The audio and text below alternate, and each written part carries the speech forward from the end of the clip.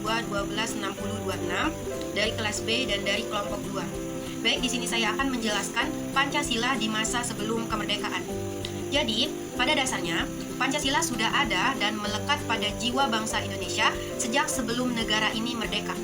Hal ini dikarenakan Pancasila memang digali dari jiwa bangsa Indonesia itu sendiri. Sebagai contoh, sumber dari Pancasila itu sendiri yaitu adat istiadat, kebiasaan, keanekaragaman, kebudayaan, dan lain-lain.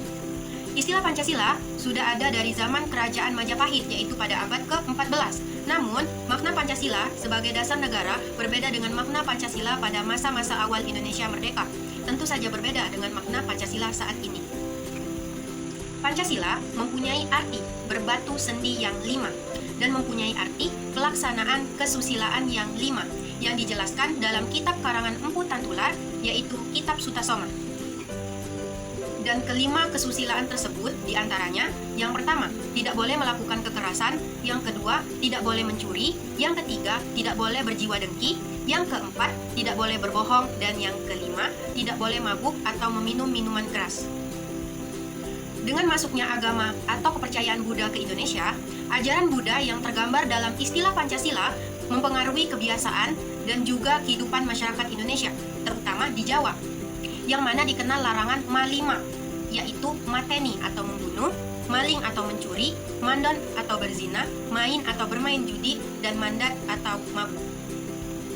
Jadi, jika kita telaah lebih dalam dari kelima kesusilaan yang tadi, nilai pertama yaitu tidak boleh melakukan kekerasan.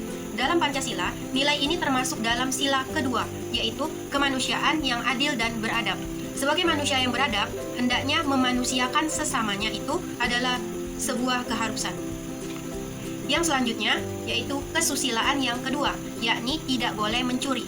Nilai ini sesuai dengan sila Pancasila yang kelima, yakni keadilan sosial bagi seluruh rakyat Indonesia. Akan tetapi, tentunya untuk memperoleh rasa keadilan pada zaman prakemerdekaan atau pada zaman penjajahan tentulah sangat sulit sekali. Yang selanjutnya, yang ketiga, yaitu tidak boleh berjiwa dengki, yang sesuai dengan sila Pancasila yang ketiga, Persatuan Indonesia. Sebagai bangsa Indonesia yang beragam, hendaknya saling menghargai dan bersatu untuk membentuk negara yang berdaulat. Baik, yang selanjutnya yang keempat, yaitu tidak boleh berbohong, yang merupakan pengamalan dari Pancasila sila keempat.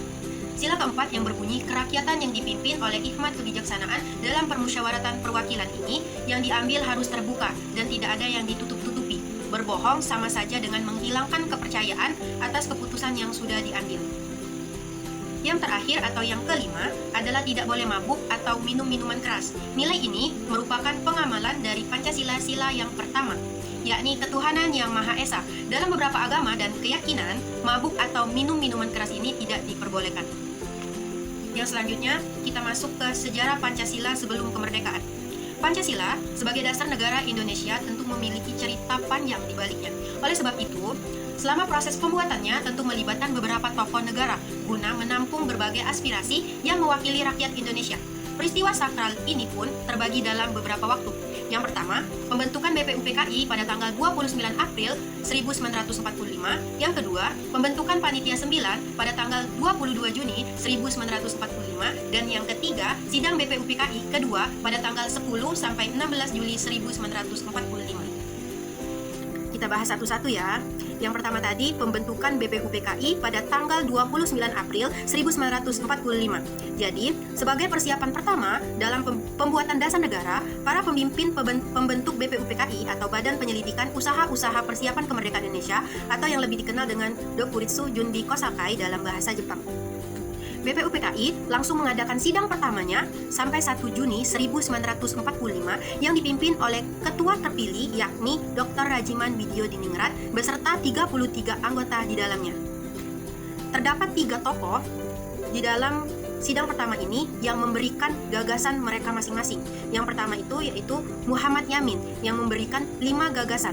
Pertama, diajukannya secara lisan pada tanggal 29 Mei 1945, yang diantaranya, yang pertama, peri kebangsaan, yang kedua, peri kemanusiaan, yang ketiga, peri ketuhanan, yang keempat, peri kerakyatan, dan yang kelima, kesejahteraan rakyat.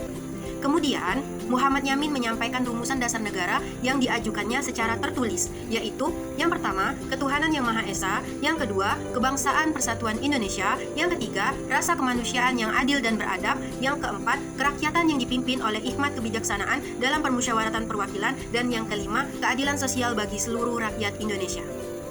Yang selanjutnya yaitu ada Supomo, memberikan 5 rumusan untuk dijadikan dasar negara.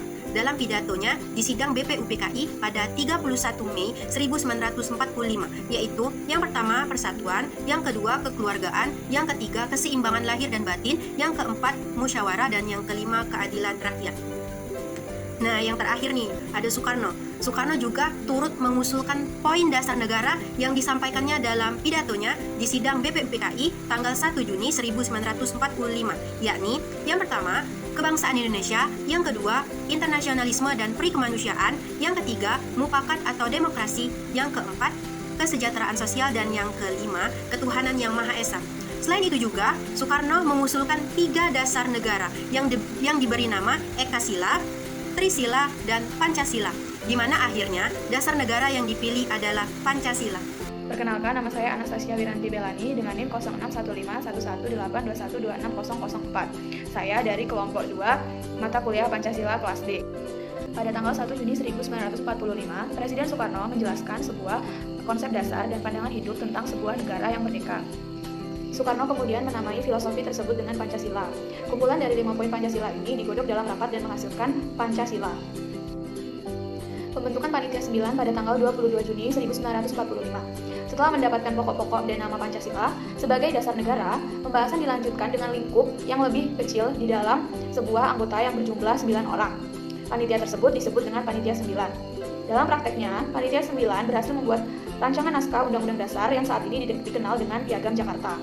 Sidang BPUPKI yang kedua pada tanggal 10 sampai 16 Juli 1945 menghasilkan sebuah keputusan penting, yaitu Pancasila yang tertuang dalam Piagam Jakarta dijadikan sebagai dasar negara. Kemudian Indonesia dijadikan sebagai negara republik. Keputusan ini berdasarkan dari 55 suara dari 64 yang hadir dalam sidang. Indonesia meliputi wilayah Timur Timur, Hindia Belanda, dan wilayah Malaka. Hasil keputusan ini berasal dari 34 suara.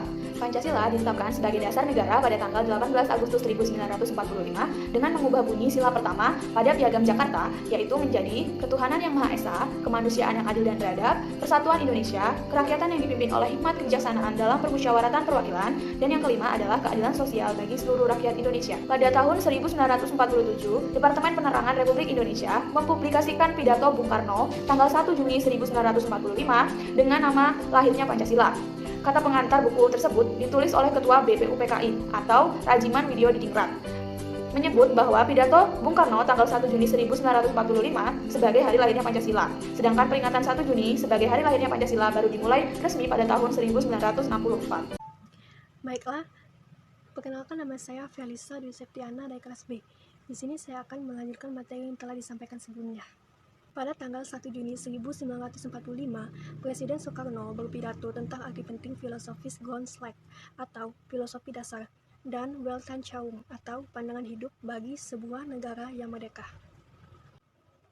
Soekarno kemudian menamai 5 nilai filosofi dasar itu dengan nama Pancasila atau Pancasila.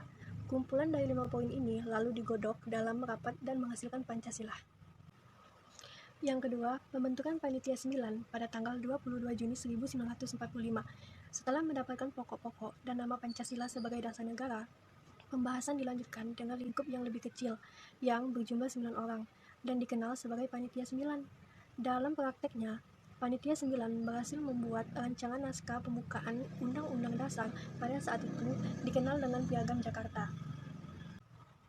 Sidang BPUPKI kedua pada tanggal 10 sampai 16 Juni 1945, beberapa keputusan penting yang diambil adalah: yang pertama, Pancasila yang tertuang pada Piagam Jakarta dijadikan sebagai dasar negara. Yang kedua, Indonesia dijadikan sebagai negara republik. Keputusan ini berdasarkan 55 suara dari 64 orang yang hadir dalam sidang. Yang ketiga, Indonesia meliputi wilayah Timur Timur, Hindia Belanda, dan wilayah Malaka. Hasil kesepakatan ini berasal dari 34 suara. Pada tanggal 15 Agustus 1945, Jepang bertekuk lutut kepada sekutu. Walaupun kekalahan Jepang ini sangat dirahasiakan, namun berkat kecerdasan dan ketangkasan para pemuda, terutama para pemuda yang bekerja di kantor berita, maka berita tentang kekalahan Jepang itu sampai juga ke telinga para pemimpin pergerakan Indonesia. Pancasila disepakati menjadi dasar negara paripurna, jadi diri bangsa, rumah bersama warga bangsa sebab keberagaman itu merupakan karunia, dan Pancasila sebagai dasar, ideologi, dan falsafah bangsa selalu bersifat terbuka. Secara de facto dan secara de jure, Indonesia sudah menjadi negara merdeka dengan menempatkan Pancasila menjadi dasar negara sekaligus sebagai pemersatu bangsa Indonesia. Pancasila ditetapkan sebagai dasar negara pada tanggal 18 Agustus 1945 dengan mengubah bunyi sila pertama Piagam Jakarta menjadi Ketuhanan Yang Maha Esa, kemanusiaan yang adil dan beradab, persatuan Indonesia, kerakyatan yang dipimpin oleh hikmat kebijaksanaan dalam pemusyawaratan perwakilan, dan keadilan sosial bagi seluruh rakyat Indonesia. Tahun 1947, Departemen Penerangan Republik Indonesia atau RI mempublikasikan pidato Bung Karno tanggal 1 Juni 1945 dengan nama lahirnya Pancasila. Kata pengantar buku tersebut ditulis oleh Ketua BPUPKI, Rajiman Wedioningrat, menyebut bahwa pidato Bung Karno tanggal 1 Juni 1945 sebagai hari lahirnya Pancasila, sedangkan peringatan 1 Juni sebagai hari lahirnya Pancasila baru dimulai secara resmi di tahun 1964. Baiklah, selesai sudah penjelasan materi dari kelompok 2. Saya mewakili teman-teman saya, mohon maaf jika ada salah kata, dan saya akhiri. Wabillahi taufiq wal hidayah. Wassalamualaikum warahmatullahi wabarakatuh.